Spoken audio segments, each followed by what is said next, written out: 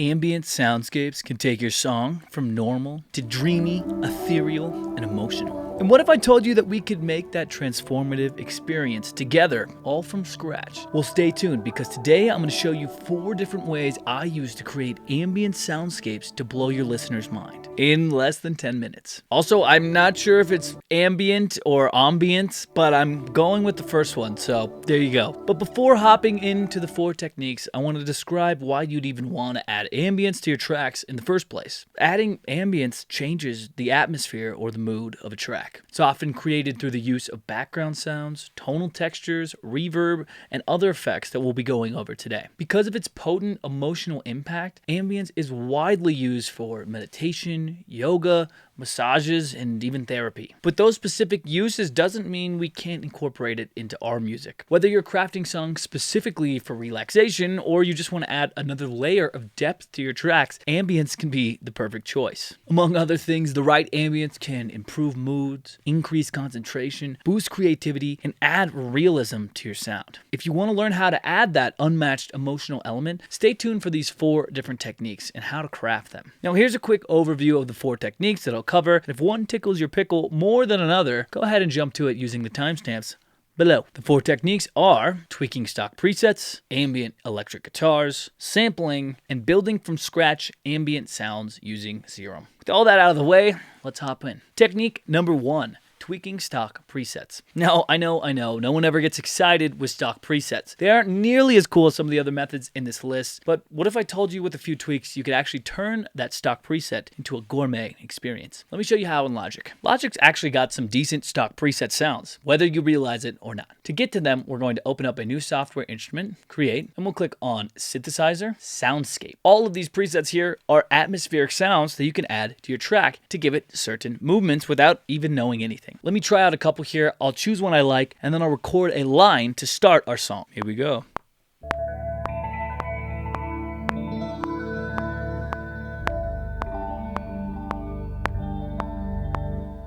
I think we're off to a pretty decent start here. Now, there was something that I wanted to fix about these, and I'm going to quantize them so that they're perfectly on beat by clicking Command A, clicking Q. I'm also going to go through my MIDI and extend these sounds so that they go all the way through. I'm not looking to get them all the way to the end with like something like a forced legato, but I want to fill in some of that, more of those sounds. Cool. I really like this sound, but I think it's got a little bit too much low end for my liking. So I'm going to hop into Alchemy. Alchemy's got some interesting presets already selected here. So if you want to, you can just take this and move the pad around until you get something you like. But sometimes I find that it gets a little bit too far away from what I'm looking for. I'm also going to go into my EQ, take away some of that really low end so that we can fill it out with some other sounds. Now that does it for tweaking stock plugins. You can go through these and just find some really cool things, but we're not going to spend all day doing that. We're going to craft our own stuff by hopping into technique number 2. Now moving right along to spot number 2, we're going to craft some ambient guitars. Now we're cooking with oil. This method is my second favorite way of creating soundscapes. I'll talk about my favorite last, so stick around. There's something so organic about playing a real guitar that just really can't be replicated with plugins. Let's discover some techniques to craft an ambient guitar sound by hopping back in. Now I've got my track set up and ready to play my guitar. It's all plugged in. I even have a slide, which is my secret weapon for ambient guitars. Logic once again has presets we can use for ambient guitars, so we don't have to do much of the work ourselves. We're going to go into electric guitar and bass, and we're going to go into experimental guitar. I'm just going to play around with a couple of these till I find one I like and that fits the sound, and then I'll record it over it.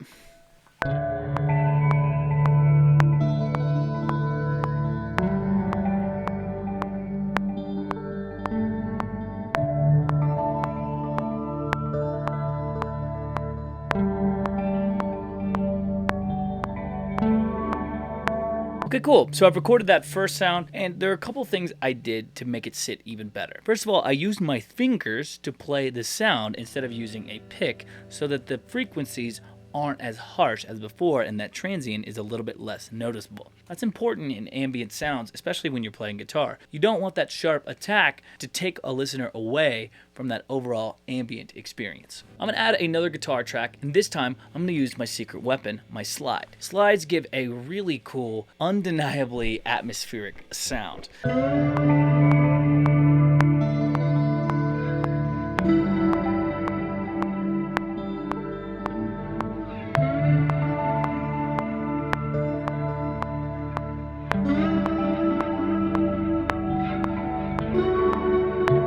All right, cool. We're already getting a good layer, but we can add more to this, a lot more. Let's hop into technique number 3 to continue adding to our beat. Technique number 3 involves sampling. Sampling is an easy but powerful technique for creating atmospheric sounds and dreamy soundscapes. This would be what I recommend for beginning producers that are still learning the ropes, along with choosing presets. It's not as powerful as the next method, my favorite, but boy oh boy is it quick and easy to make. Let's hop back into the DAW and continue making our ambient track. You can get your samples from a variety of different sources, but for this instance, I'm going to hop into Splice and just grab something atmospheric that I think sounds cool. I'm actually going to grab 2 different samples, and I'll show you why in a second. I like this little vocal ambience here. And I also like this rain sound effect. That's exactly the 2 types of things that I was looking for. Once these are downloaded, I'll add them to my track. Now, it's a common thing for ambient tracks to feature some sort of background noise that continues throughout the track and makes it sound more realistic. In this case, I'm choosing to use rain. Ambient sounds, lo-fi beats. It's like your perfect study playlist. However, it's adding realism to the sound. Putting the rain very slightly in the background is almost like you're listening to this track while it's raining outside, giving it the mood and the vibe that we're going for. Let's turn up the gain on this rain so we can hear it. Almost sounds kind of vinyl crackly. Okay, we're in the key of C sharp minor here, but actually we want to trap this down a whole step because we're actually in the key of B minor.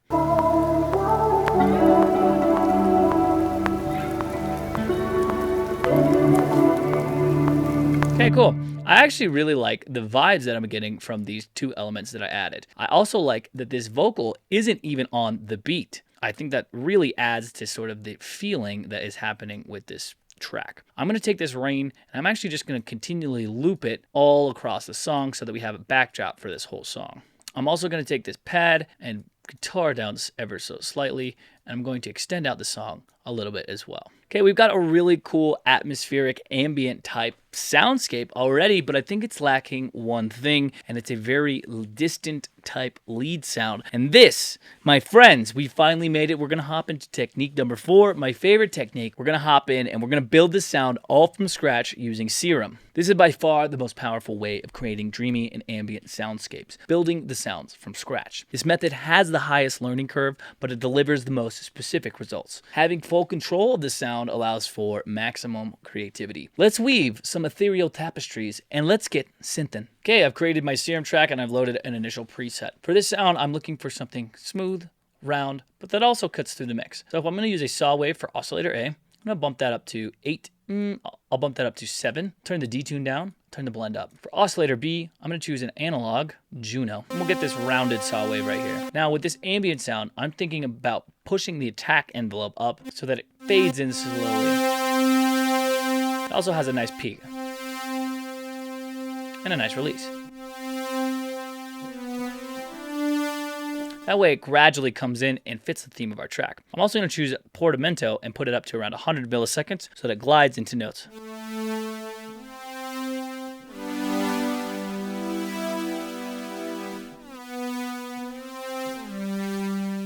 Cool, I'm liking how that's sounding, but there's way too much high end for my liking. So I'm gonna add a filter. I'm gonna change it to a 24, and I'm gonna put this cutoff maybe at 1600.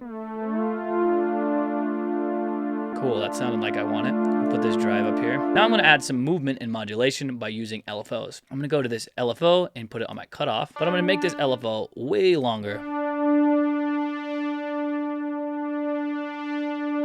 Cool, that's exactly what I'm looking for. Put a distortion on it, a chorus, a multi-band compressor, and take the mix down. And we're gonna put a lot of reverb on it.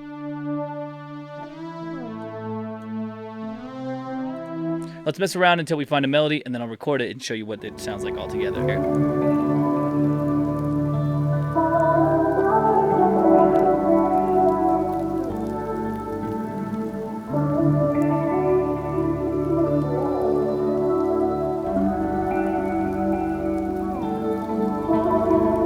Alright, my fellow sound explorers, we've journeyed from the depths of stock mediocrity to the peaks of crafting our own synths. I hope you've grabbed some gold nuggets along the way. As always, if you found this helpful, slap that like button, subscribe, and drop your thoughts in the comments below. And hey, I'd love to hear the ambient landscapes that you create, so tag or link them below. Until next time, keep pushing those boundaries, keep paving those sidewalks, and most importantly, keep creating. Catch you in the next one. Peace.